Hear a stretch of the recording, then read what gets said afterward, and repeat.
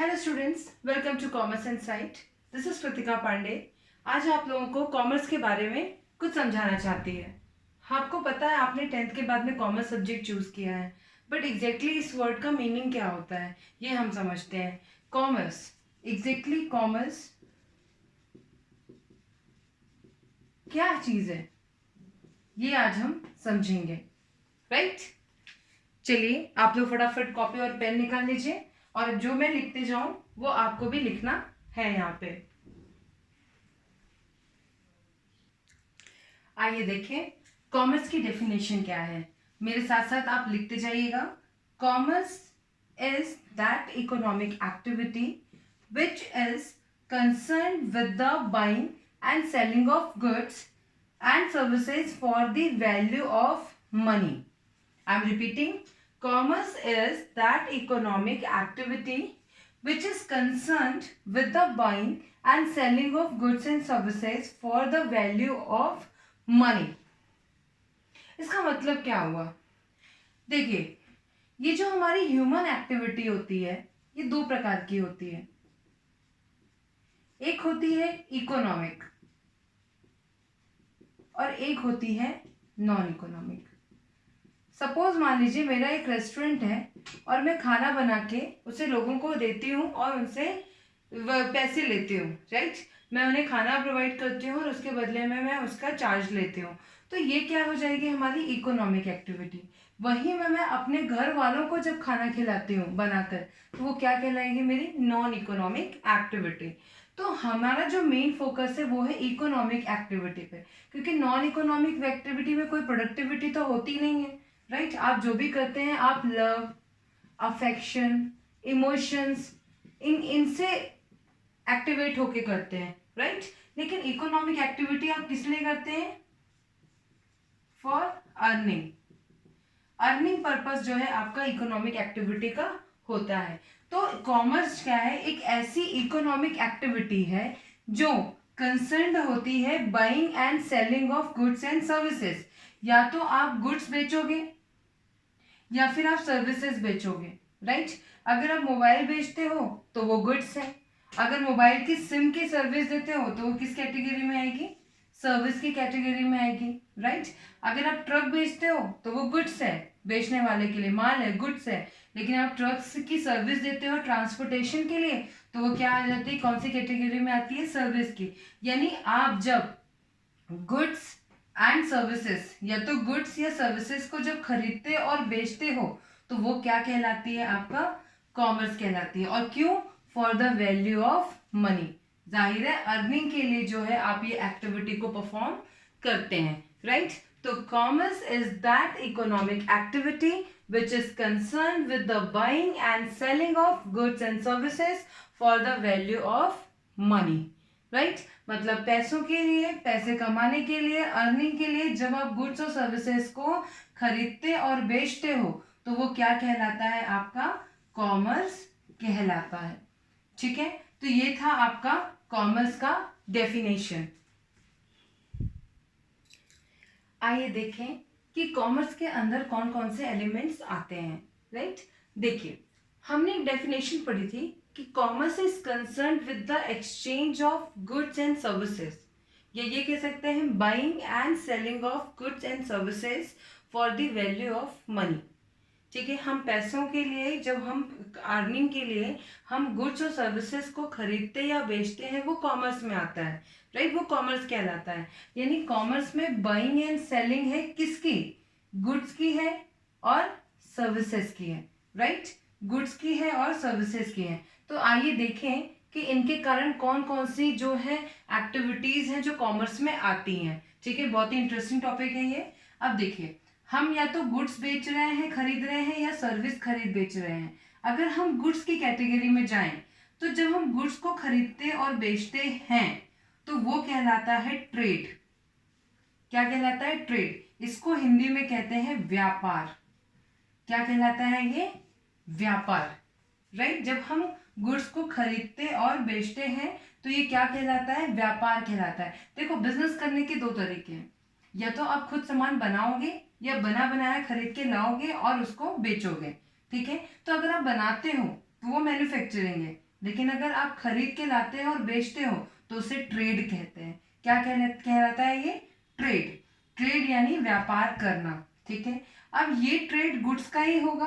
कभी कभी सुना है कि हम सर्विस का ट्रेड करते हैं, ऐसा नहीं है, हम गुड्स का ट्रेड करते हैं। तो ट्रेड भी दो प्रकार के होते हैं आपके। पहला होता है इंटरनल और दूसरा होता है एक्सटर्नल, ठीक है। मैं फिर से वापस रिपीट कर रही हूँ, कॉमर्स में buying and selling of goods and services आता है।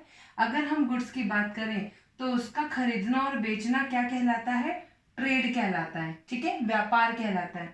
अब ये ट्रेड दो प्रकार के होते हैं, इंटरनल ट्रेड और एक्सटर्नल ट्रेड। जब आप अपनी कंट्री के अंदर ही माल बेचते हो, हम सपोज मान लो इंडिया में रहते हैं, हम इंडिया के अंदर ही अपने किसी भी राज्य में हम माल अपना बेचते हैं, तो वो इंटरनल ट्रेड कहलाता है, राइट। लेकिन यहीं पे जब एक कंट्री दूसरी कंट्री को माल बेचती है या खरीदती है तो ये क्या कहलाता है आपका? एक्सटर्नल ट्रेड कहलाता है, यानी कि फॉरेन ट्रेड भी कहा जाता है इसे, इंटरनल ट्रेड और एक्सटर्नल ट्रेड, ठीक है। इंटरनल ट्रेड में दो चीजें आती है, होलसेल या रिटेलर। ये छोटे छोटे टॉपिक हैं आपके।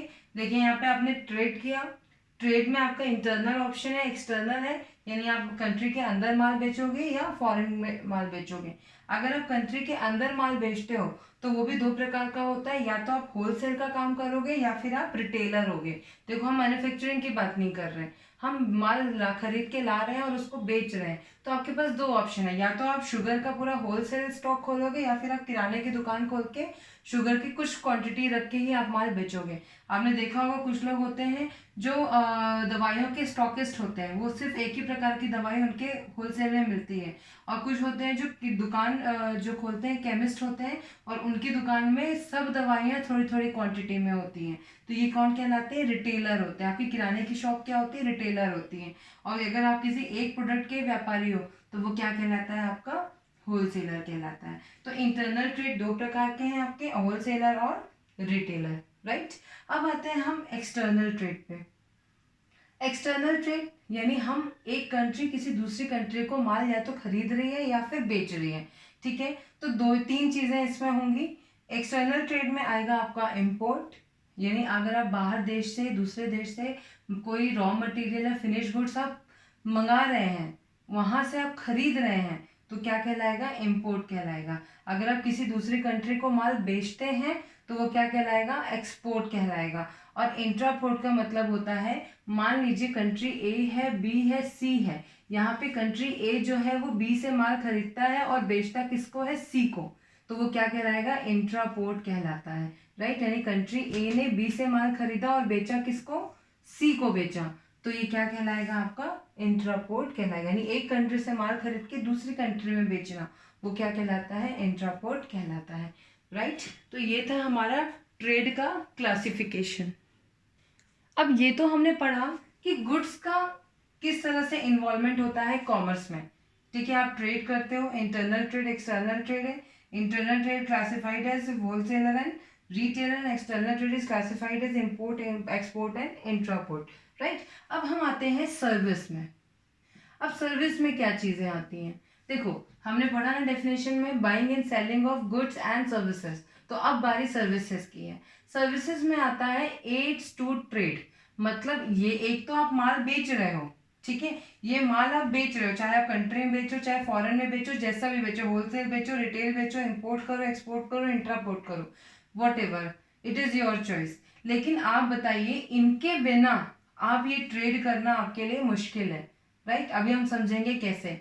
ये होते हैं एड्स टू ट्रेड, यानी कि व्यापार के सहायक, यानी ये जो हम ट्रेड कर रहे हैं इसको हेल्प करने वाली एक्टिविटीज, इसको हिंदी में कहते हैं व्यापार के सहायक, यानी एड्स टू ट्रेड। अब व्यापार को हेल्प करने वाली, यानी गुड्स की बाइंग एंड सेलिंग को हेल्प करने वाली कौन कौन सी एक्टिविटी होती है? तो पहला होता है आपका advertisement, transportation, banking, communication, warehousing, insurance. आइए एक एक करके समझते हैं। एडवर्टीजमेंट, आपके प्रोडक्ट का यहाँ पे एडवर्टीजमेंट ही नहीं होगा तो कस्टमर को कैसे पता चलेगा कि आप कौन सा माल बेच रहे हैं, राइट। आपके लिए एडवर्टीजमेंट होना बहुत ज़रूरी है। मेरी कोचिंग है, अगर मैं प्रमोट ही नहीं करूँगी, मैं एडवर्टाइज ही नहीं करूँगी, तो मेरी कोचिंग क्लास के बारे में स्टूडेंट्स को पता कैसे चलेगा, राइट। तो एडवर्टीजमेंट भी जो है एड्स टू ट्रेड में आते हैं, जो ट्रेड करने में हेल्प करते हैं।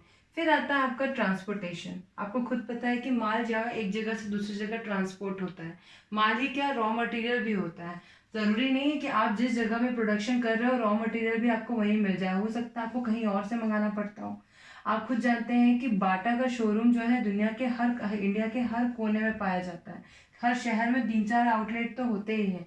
क्या बाटा हर जगह बनते होंगे? क्या नहीं, वो किसी एक जगह बनते होंगे और यहाँ पे सब जगह सप्लाई होते हैं। तो वो किसके थ्रू होते हैं? ट्रांसपोर्टेशन के थ्रू होते हैं। तो ये भी क्या होती है? एक सर्विस होती है। ट्रांसपोर्टेशन भी क्या है? आपकी सर्विस है, एड्स टू ट्रेड है, राइट।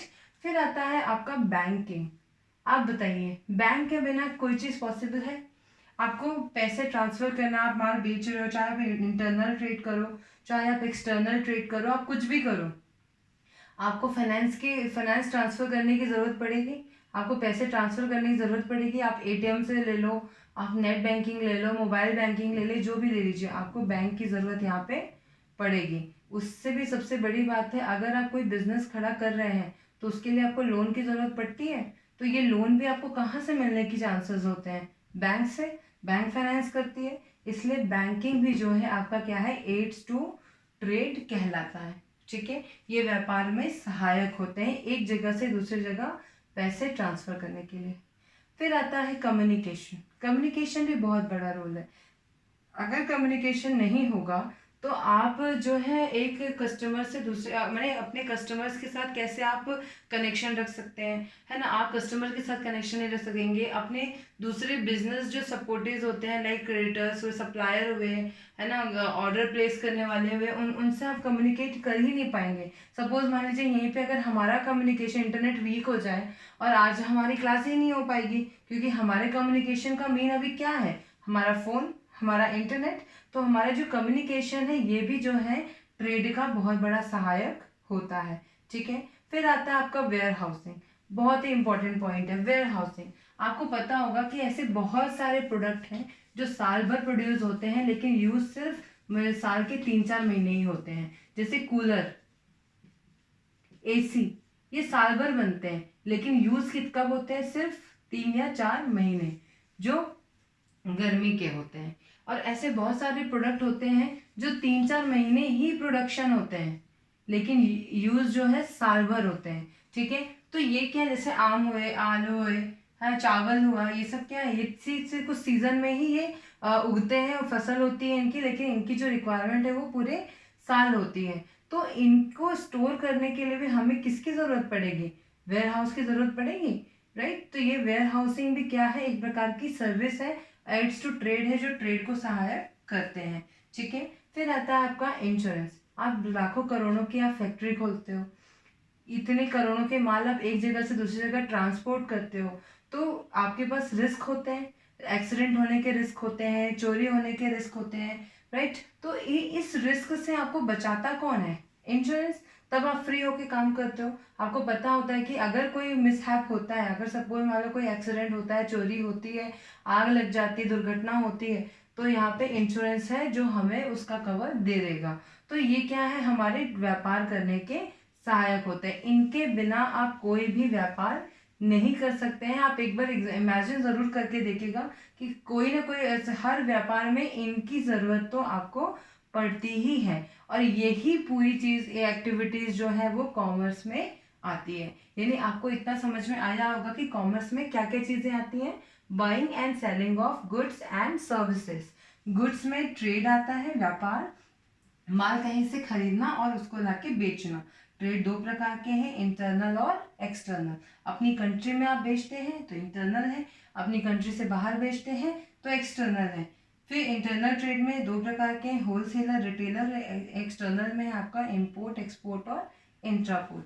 यहाँ पे सर्विसेज में आता है एड्स टू ट्रेड, यानी ट्रेड को हेल्प करने वाली एक्टिविटीज, जिसमें आता है आपका advertisement, transportation, banking, communication, warehousing, यानी कि इसको गोडाउन भी बोल सकते हैं आप, फैसिलिटी ऑफ गोडाउन या स्टोरेज बोल सकते हैं, एंड इंश्योरेंस। तो ये थी आपका कॉमर्स का इंट्रोडक्शन पार्ट।